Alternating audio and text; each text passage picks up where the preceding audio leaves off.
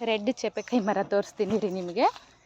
ಎಷ್ಟು ಕಾಯಿ ಬಿಟ್ಟಿದೆ ಅಂದರೆ ಈ ಸೀಸನಲ್ಲಂತೂ ಮರ ತುಂಬ ಕಾಯಿ ಬಿಡುತ್ತೆ ನೋಡಿ.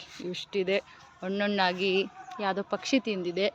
ಇಲ್ಲಿ ನೋಡಿ ಎಷ್ಟು ಕಾಯಿ ಬಿಟ್ಟಿದೆ ಅಂದರೆ, ಜಾಸ್ತಿ ಹಣ್ಣಾಗಿರೋದು ತಿನ್ನಬಾರ್ದು. ಈ ಟೈಮಲ್ಲಿ ಮಳೆ ಬಂದಿರುತ್ತಲ್ಲ, ಹುಳ ಜಾಸ್ತಿ ಆಗಿರುತ್ತೆ. ಇಲ್ಲಿ ನೋಡಿ ಎಷ್ಟು ಚೆನ್ನಾಗಿ ಬಿಟ್ಟಿದೆ. ಒಂದು ಮರ 100 ಕಾಯಿ ಸಿಗ್ಬೋದು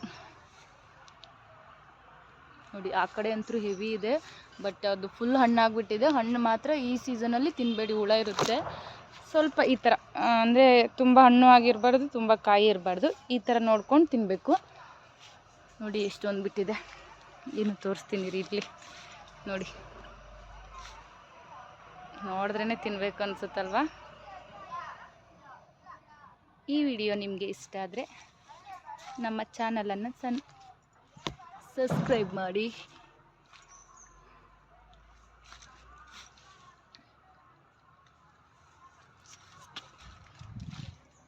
ನೋಡಿ ಅಲ್ಲಿ ಎಷ್ಟೊಂದು ಬಿಟ್ಟಿದೆ.